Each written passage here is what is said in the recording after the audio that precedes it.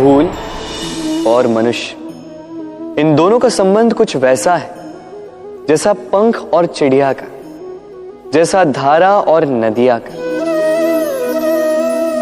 यदि भूल मनुष्य के स्वभाव का इतना महत्वपूर्ण अंग है तो आप सोचिए, इस पर लज्जा क्यों? इस पर लज्जा करना ठीक है ही नहीं। वैसे देखा जाए तो भूल हमें स्वयं को और श्रेष्ठ बनाने का अवसर देती है, पहले से अच्छा प्रदर्शन करने की प्रेरणा देती है। अब कदाचित आप में से कुछ इस बात से सहमत नहीं हो, क्योंकि बहुतों की दृष्टि में भूल दोष को जन्म देती है, दोष अपराध को, और अपराध के लिए क्षमा नहीं, दंड मिलना चाहिए। किंतु क्या आपने कभी सोचा है कि ऐसा क्यों होता है? क्या कारण है इसका? इसका कारण है भूल स्वीकार करने से बचना। यदि आप कोई भूल करोगे और उसे स्वीकारोगे नहीं तो वो भूल दोष में बदल जाएगी और वो दोष अपराध। तो साहस रखिए, अपनी भूल को स्वीकार करना अपनी भूल को सुधारने की दिशा में सबसे पहला कदम होता है।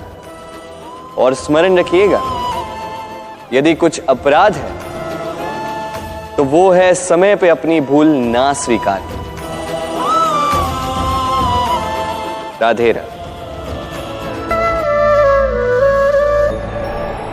हम में ऐसा कोई नहीं होगा जिसने वृक्षों को ना देखा, वृक्षों पे इन पक्षियों को ना देखा, इनके घोंसलों को ना देखा, इन पक्षियों को अपने छोटे छोटे बच्चों को भोजन कराते ना देखा। संसार का सबसे ममत्व वाला दृश्य होता है।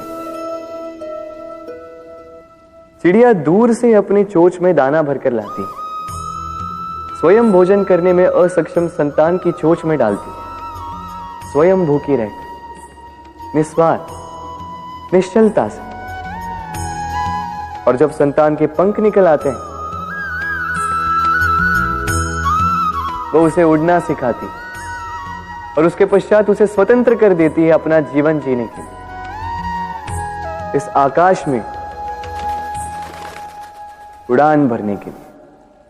और हम मनुष्य क्या करते हैं? जिस संतान को हम पंछी की भांति पालते हैं, उसके पंख निकलते ही हम उसे बांध देते हैं, ये सोच के कि कहीं वो दूर उड़कर न चली जाए।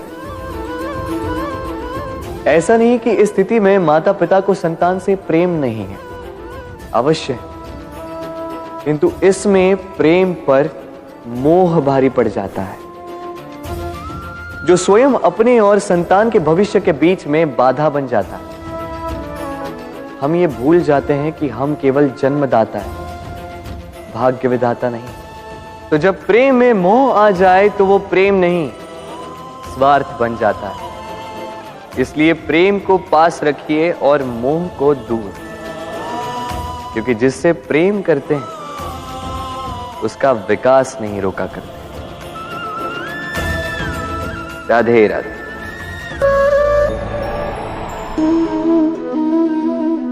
एक शब्द है जो हमें कभी कभी या कहो कई बार सुनाई देता है, स्वार्थ। वो व्यक्ति स्वार्थी है, उसने स्वार्थ में आके ये बुरा कर्म कर दिया, आदि इत्यादि। देखा जाए तो संसार स्वार्थ को पाप का मूल मानने लगा, परंतु क्या स्वार्थ सच में बुरा है? नहीं।